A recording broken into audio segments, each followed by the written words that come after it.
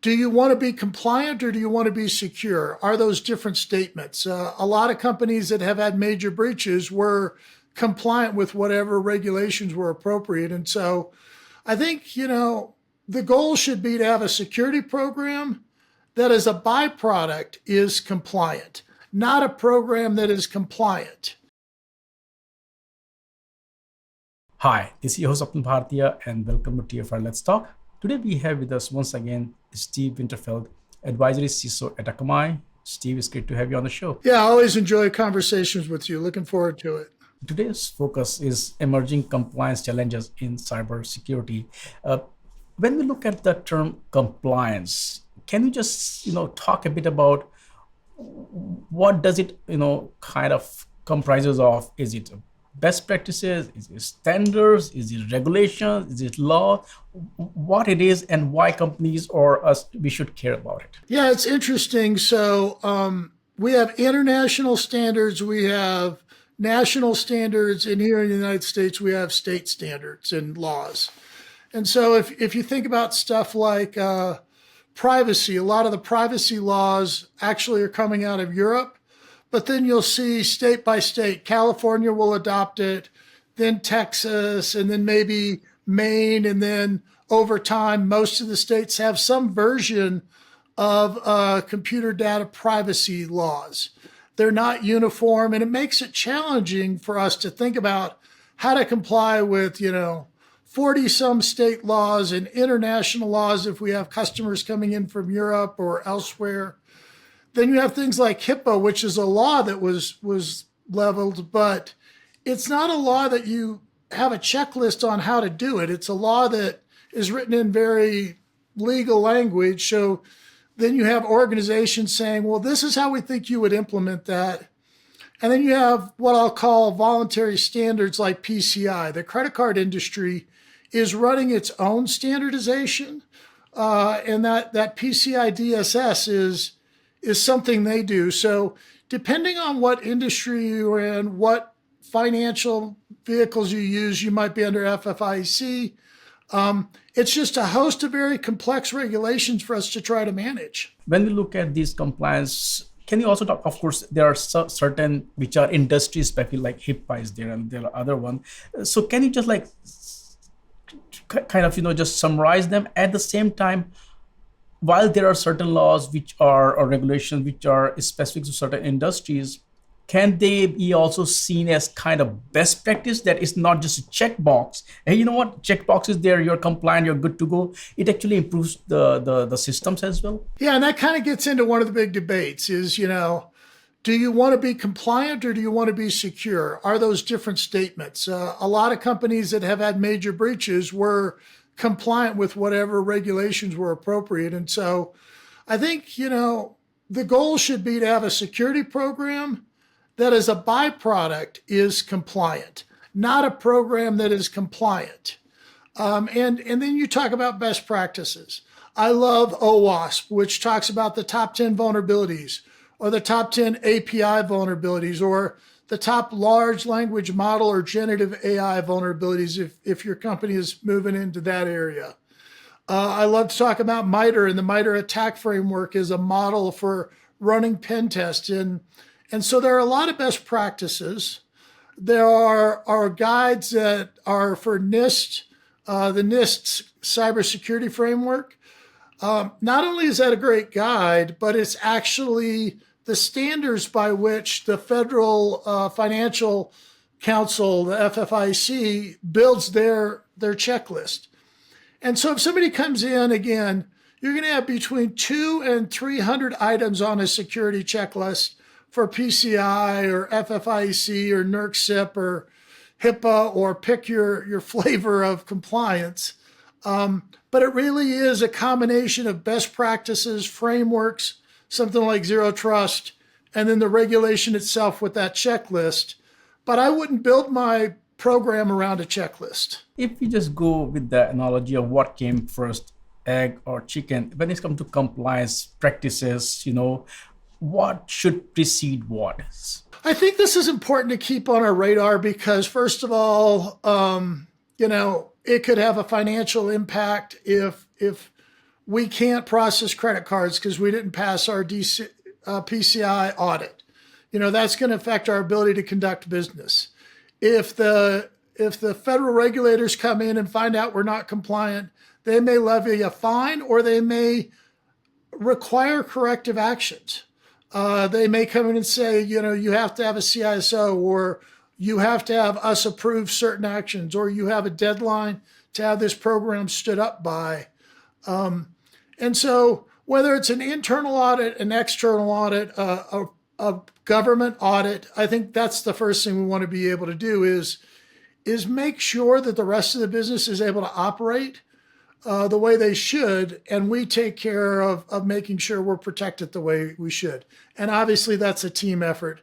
The second is we want to do the right thing for the customer. I've been very lucky to work for companies that want to do the right thing. And so as I think about that, though, I'm always thinking about, if we're breached, am I going to be able to prove we were doing the right thing, even though we got breached? Were we practicing due care and due diligence? Did we understand the potential material impacts? Were we tracking and remediating high vulnerabilities? So I think here, compliance talks to protection. It's avoiding lawsuits, it's avoiding fines, but ultimately it's about doing the right thing. When it comes to compliance versus when it comes to doing the right thing versus when it comes to securing your own workloads or securing your users' information, how much progress you have seen we have made, especially in early days? I used to call them insecurity space because it was more about malware. It was not, because security was an afterthought. It was someone else's problem. But now in the cloud network, it is with the shift left movement, zero trust network, zero trust approaches. It is becoming, moving to developed fabric. It is becoming a priority. So it's not the same stage that you were there. How much progress you have seen that we have made in this space? It is now a board level issue, cybersecurity in general, not just compliance, but the SEC has just put out new regulations, so we're looking at new compliance requirements there on disclosure, on if something is a material impact. I was editing a tech editor for a book on, cyber and the new paradigms as a first principle, and really, we can't defend against everything, so we want to defend against material threats. But that requires that we're in sync with our CFO and our disclosure team and the board on what is a material threat. But those discussions are happening now. I think it's a lot more mature. And ultimately, I think what we're doing here is the vendors care. I know here at Akamai, one of the things we'll work with our customers on is, are we compliant as a third party? Are we protecting their customers in accordance with the regulations they have to do? So I think the vendors care. I think the board cares. I think that discussion is much deeper than it used to be. Thanks. Now let's just talk about some of the standards. Can you talk about the evolution of, let's pick NIST with 2.0 cybersecurity framework? What is changing, and of course, what is driving this change, and how it will impact the industry and the vendor ecosystem? So again, NIST has been around for a long time. The National Institute of Standards and Technology has guidance on a lot of different things. But within cybersecurity, they have the cybersecurity framework. And traditionally, that was kind of that attack model where it was very something in the SOC. You would identify threats, protect against those threats, detect the threats if they were happening, respond to them to mitigate them, and then recover from them. And it's that continuous cycle of defending the network. This last year, we've finally gone to a new version of NIST. And one of the big things they've done is they've added governance in the center. And so that sixth function comes with, how are you organized? How do you do risk management? Are you thinking about supply chain? How are you defining roles and responsibilities? Policies, processes, and procedures, and oversight. So the sixth function has 6 sub-functions. But again, now, if we have a security program, we've thought about roles and responsibilities. We have policies and procedures. We have oversight from the risk committee or the board. We have, an organizational concept, and we do risk management, and we've thought about supply chains. So it may just be a matter of again, matrixing what we do today over to the new standard. For some of us, it may be, we don't actually have documentation to show those things.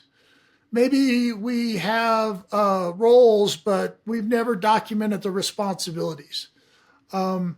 Maybe they're hidden inside a exercise playbook. And so this is a chance for us to sit down and say, first of all, have we done this? And are we able to leverage the language? I'm a huge fan of plagiarism when it comes to compliance. Am I using the same language auditors are going to be using when they come talk to us about governments? And so I think this is an opportunity for us to get ready to have these conversations with our auditors in a way that facilitates both sides being successful. Can you also talk about some of the initiatives that you're seeing from governments also? It could be the US government or European government, where they are pushing for, new frameworks, new standards, new compliance to ensure cybersecurity. The first thing I'm seeing a lot of from the government is collaboration. They want information sharing. We're one of the few critical providers for the FS-ISAC, Financial Services Information Sharing Organization. We belong to the retail. We belong to healthcare. Information sharing is one area the government is doing a ton on right now. And I think that's true globally. We saw collaboration across law enforcement recently to take down groups like Lockbit. We continue to see those standards that are coming out of Europe, and we'll talk about those more later, I'm sure, impacting us here in the United States and driving more of an international standard. There are government standards for audits that, if you're a defense contractor, you'd be under CMMI. And a lot of those, it is driving away from the old, do an audit, we'll come back in 3 years and do another audit, like nothing changed on the network in 3 years. It's continuous. And the last part is, I think the government is really looking for opportunities to engage. And if you go to the Department of Homeland Security, they're putting out advisory notices. They're trying to be collaborative. It really is, they're trying to share not only the NIST framework, which is a great standard, but an engagement and continuous processing. Can you also talk about if you're seeing emergence of new laws which are coming from different regions of the world and what impact it might have on the US? Because when you look at most of the software industry, that is mostly US based. So yeah, first of all, NIST, very much a US standard. ISO, the International Standards Organization, more an international standard, obviously, 2700 being probably the primary set within that are designed for security. So you'll see some US companies that are more internationally based or have a more international customer set using ISO. We also look at what's probably the dominant one is coming out of Europe. So, we saw privacy come out of there first. Now we're seeing data sovereignty and data resiliency coming out. And it's more about, who's using the data, where the data resides, and what rules those data are protected by. If it's a European citizen, but the data is in the US, they want it to still be protected by European standards. And then you're going to see the new one coming out, which is DORA, the Digital Operations Resiliency Act. And this one is really about critical providers, banks. People need access to their wealth on demand. And traditionally, we think about that as business continuity or disaster recovery. But cyber resiliency is more about staying up in a highly contested environment where people are doing, we protect against this, so I have a lot of data on it. denial of service attacks against either your infrastructure or your web pages, or any of these things that are designed to present a break in the trust between the bank and their customers. And so DORA is coming out, and we're seeing that to be implemented later this year. And I expect that kind of a law to be, again, we talked about this earlier, maybe California, Texas, Florida, somebody like that, implementing a similar law and starting that here. I'd be a little surprised if we implemented that at the national level. And the last one I want to talk on is artificial intelligence. So there is an AI Act coming out of Europe. Again, artificial intelligence is generative AI, it's machine learning, it's movement, it's all of those things. A lot of the laws we're seeing right now are more on the generative AI side, since we've had machine learning, structured machine learning around for quite a long time. And this AI law is saying, is the AI safe? Is it transparent? Is it traceable? Is it non-discriminatory? And is it environmentally friendly? So again, they don't want AI out there where, they go to the company and they say, well, we don't know why it said that or why it made those decisions. It has to be auditable. You have to understand and be able to show it wasn't biased or those kind of things. Here in the United States, President Biden put out an executive order on a safe, secure, and trustworthy artificial intelligence. Certainly not a law, more government oversight and guidance than a law, but we are seeing that already here in the United States, where it's a discussion topic. So resiliency and artificial intelligence are the two things I see emerging, and that's where we as businesses need to say, okay, are we using generative AI? Are we using machine learning? Do we think that we might fall under regulations? Should we start to get ready now?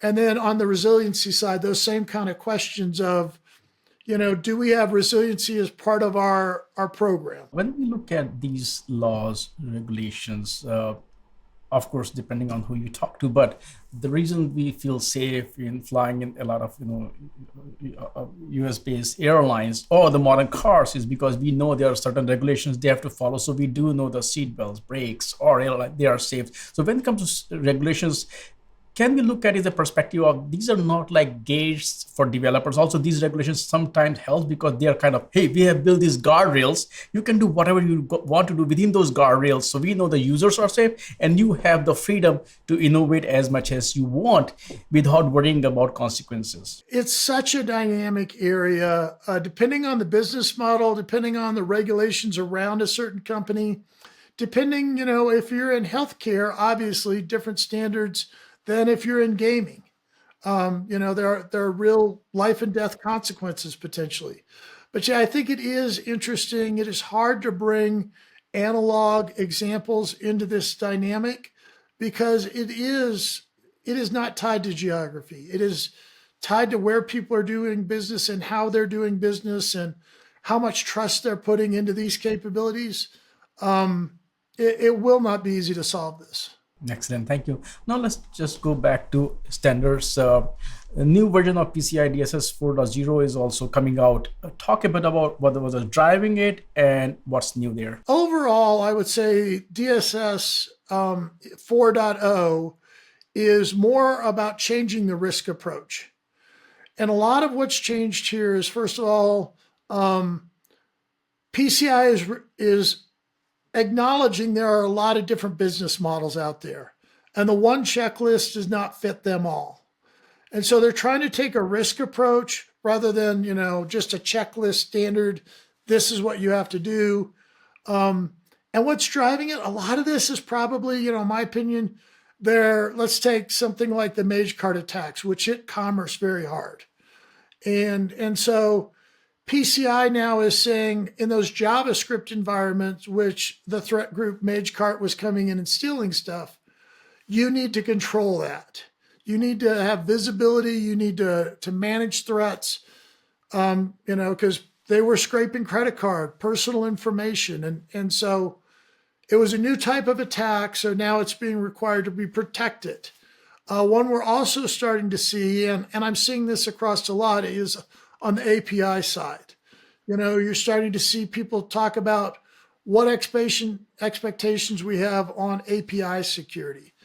So PCI, again, they give us a lot of time, but if you're going to have to suddenly implement, protecting your JavaScript environment, that may take months, in some cases over a year, for people to come in. There's third-party JavaScripts, there's marketing has some in there, there's payment you may have outsourced. And so it's a very complex, and it may take a while to get the right controls in there. And again, in full disclosure, it's something, we protect against. So it's an example that I have a lot of insights on of all the things changing. That's kind of why I picked that one. But the time lag on regulations across all these regulations is a big thing we need to think about, because most of these we're not going to solve within weeks. When it comes to compliance, does it also cover these two areas, APIs and ransomware? And if yes, how? I'll take APIs first. So right now, I'm not aware of any laws that are specifically aimed at APIs. Again, GDPR, General Data Protection Regulation out of Europe, talks about APIs. PCI talks about APIs. Open banking, PDS2, Payment Services Directive, PSD2 in Europe talks about APIs. So you'll find it a lot of places. You'll find it in NIST and ISO 2701 talking about it. But there aren't any direct regulations or laws that are solely focused on it that I'm aware of. So this is one where if you have APIs, you actually have to be looking within other regulations to find out what your requirements are. And then, of course, a huge fan of OWASP, always going to say that.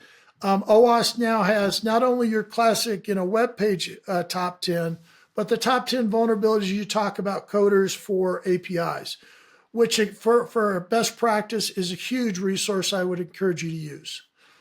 And the second one you asked about is ransomware. So we've seen a lot of activity around the ransomware, but the thing I find most interesting from a compliance point of view, we've actually seen North Carolina, Florida, there's a couple others with ballot measures out there, banning government entities from paying ransomware. And so there are laws that could be enforced around paying international ransomware payments. It is worth making sure you talk to your general counsel, your legal department, and ask them to track. Is there any development in anywhere you operate around ransomware payments, so that you can pull that back into your emergency reaction plans and your exercises and make sure that you're doing it. I will tell you one little rabbit hole story that I love. A lot of the things we're seeing around ransomware are around notification. So if you got hit with the ransomware, or if you paid it, you have to notify whatever entity you're being regulated by.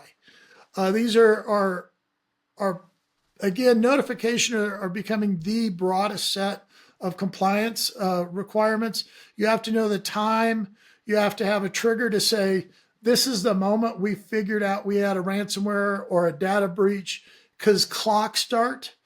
And so the clock starts on how long you have to notify the SEC about a ransomware attack. And Black Hat, which is the threat group that attacked a certain company, filed an SEC complaint because their victim didn't notify the SEC in time. And I just was like, that is such just aggravation, dirty pool, when the hackers are filing an SEC complaint. When we look at some of these compliances and laws, are they targeted at developers, security teams, or CISOs?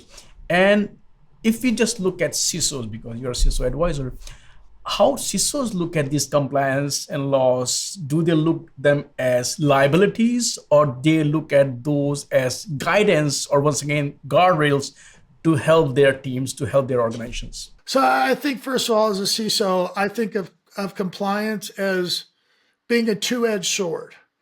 On one side of the sword, I can use it as a big stick to go get money to pay for things like protecting my JavaScript environment. It's required by compliance. So you need to give me the money to go protect that. On the other side, the board can say, well, now that we're compliant, you shouldn't need any more money. And so I think of it that way. I also worry about, compliance being part of due care and due diligence in a lawsuit.